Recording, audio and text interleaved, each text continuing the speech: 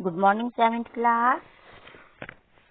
Now it's time for Hindi. अब हम हिंदी का पाठ, हिंदी की पुस्तक दीक्षा का पाठ पढ़ेंगे. पाठ नंबर 11, जीवन और नैतिकता. प्रस्तुत पाठ श्रीमती गीता रानी द्वारा लिखा गया है. इस पाठ में प्रस्तुत पाठ में लेखिका ने नैतिक मूल्यों को अपनाने पर जोर दिया है. अनैतिक आचरण से मनुष्य के मन की शांति और मानसिक सुख समाप्त हो जाता है. अतः हमें नैतिक मूल्यों की अवहेलना न करके उन्हें अपने जीवन में अपनाना चाहिए. ये नैतिक मूल्य होते क्या हैं बच्चों? नैतिक मूल्य जैसे सद्व्यवहार करना, अच्छा व्यवहार करना, सदा सत्य बोलना, दूसरों की सहायता करना, दूसरों की खुशी देखकर न जलना, दूसरों की सहायता के लिए तत्पर रहना, चोरी न करना, निस्वार्थ कार्य करना आदि, ये सब आदतें इसी श्रेणी में आती हैं. तो प्रस्तुत पाठ में लेखिका यही समझाती है कि भौतिक जीवन में व्यक्ति आज इतना अपने को मशगूल कर चुका है, इतना अपने को उसमें व्यस्त कर चुका है कि वह नैतिक मूल्यों को बिल्कुल भूलता ही जा रहा है. प्राचीन काल से मनुष्य अब सुख सुविधाओं से तो बहुत ज्यादा ओत-प्रोत है. सारी सुख सुविधाएं उसको एक क्षण में ही मिल जाती है. चुटकी बजाते ही वह एक स्थान से दूसरे समय दूर बैठे अपने सगे संबंधियों से बात कर सकता है. प्राचीन काल में ऐसा संबंध नहीं था. 10-15 मिनट में एक शहर से दूसरे शहर पहुंच सकता है हवाई जहाज द्वारा.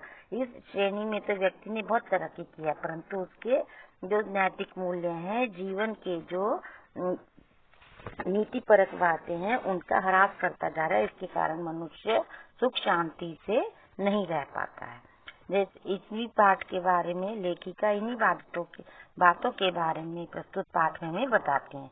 यही कारण है कि आज मनुष्य का पतन हो गया है. पतन मीन्स कहते हैं मतलब वो नुकसान हो रहा है उसका. उसमें सोचने समझने की शक्ति, अपना काम को करने की शक्ति तो उसके अंदर है, परंतु दूसरों के प्रति उसमें सद्भावना, प्रेम, ये सब बातें समाप्त हो गई हैं. कानून का भय नहीं रहा है. मनुष्य को सोचते हैं कानून जेब में लेकर घूमते हैं, अगर गलती हो गई तो रिश्वत देंगे और छूट जाएंगे. ठीक. फिर दुर्भाग्य से नैतिकता की अवहेलना की प्रवृत्ति को समय रहते नहीं रोका गया और अब यह अपनी विषाक्त जड़ें जनमानस में गहरा धंसा चुकी है. इसका मतलब है कि नैतिक मूल्य जो है व्यक्ति उनको भूल चुका है. अगर अब भी इसे नहीं रोका गया तो इसकी जड़ें जनमानस के गहरे धंसा चुकी है, मतलब जनमानस के मानस पटल पर अच्छी तरह फैल चुकी होंगी.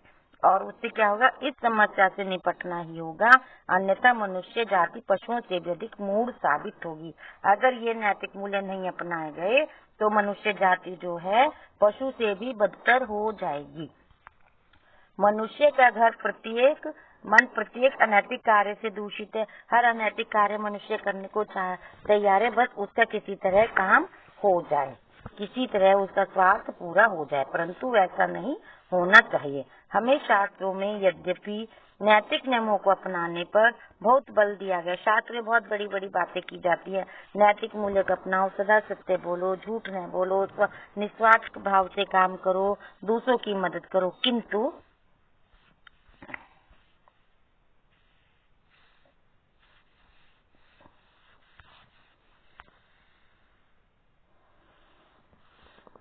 स्वयं को आधुनिक मानने वाले व्यक्तियों को ये बातें तो पहले पुरानी और दकियानूसी लगती थी, परंतु काफी खोज में भटकने के पश्चात अंत में वैसे निष्कर्ष पर पहुंचते हैं कि प्राकृतिक नियमों को ही भांति नैतिक मूल्यों के पालन की भी बहुत ज्यादा आवश्यकता है. अगर मनुष्य प्राकृतिक नियमों की अगर अवहेलना करेगा तो मनुष्य का शरीर अस्वस्थ रहेगा, मन अस्वस्थ रहेगा. उसकी बातें उसे कचोटती रहेंगी कि हाँ, मैंने अपना स्वार्थ पूरा करने के लिए अमुक व्यक्ति को नुकसान पहुंचाया, अमुक व्यक्ति से झूठ बोला, अमुक व्यक्ति का मैंने झूठ बोलकर उससे बेईमानी से अपना कार्य पूरा किया. अतः नैतिक नियम अत्यंत सीधे साधे व सरल यथा नैतिक नियम बहुत सीधे साधे जैसे सदा सत्य बोलें, किसी का मन न दुखाएं, किसी का अधिकार न छीनें, अपनी बारी आने पर ही अपने ही अधिकार का प्रयोग करें, चोरी न करें, समय समय पर झूठ ना बोलें, किसी को बेफालतू न सताएं, ईमानदार रहें अपने प्रति भी और अपने जो जिनसे आप काम करवा रहे हैं उनके प्रति भी।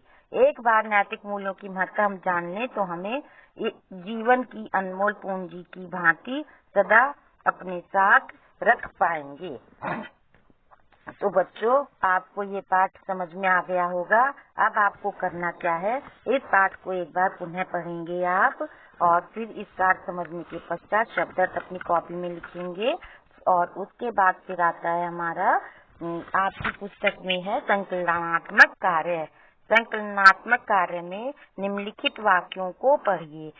ये वाक्य आप स्वयं पढ़ेंगे और इसके जो सही विकल्प है ये मैं आपको बता रही हूँ। प्रथम वाला है, भौतिक जीवन किस रूप से समृद्धि के शिखर को छू रहा है, अविश्वसनीय या विश्वसनीय? इसका उत्तर होगा अविश्वसनीय। फिर दूसरा है हमारा, स्वार्थपरता कैसी वृत्ति है, अनैतिक या नैतिक? स्वार्थपरता मतलब स्वार्थ रहे, स्वार्थी रहेंगे तो हम क्या अनैतिक है या नैतिक है? उसका उत्तर है अनैतिक। तीसरा है हमारा, अनैतिक आचरण किसका आधार है, अनैतिक आचरण शांति का या अशांति का? अशांति का आधार है। चौथा भाग हमारा है, प्राकृतिक नियमों की अवहेलना से मनुष्य का शरीर कैसा हो जाता है, अस्वस्थ या स्वस्थ? इसका उत्तर होगा अस्वस्थ। तो बच्चों, इस तरह आपको ये सही विकल्प पर निशान लगाइए करना है और ये निम्नलिखित वाक्य शब्दों के दो वाक्य प्रयोग कीजिए। ये कार्य भी आप स्वयं करेंगे। शब्द और आशय स्पष्ट कीजिए। मैं आपको नेक्स्ट टर्न पर सेंड करूंगी। ओके, धन्यवाद बच्चों।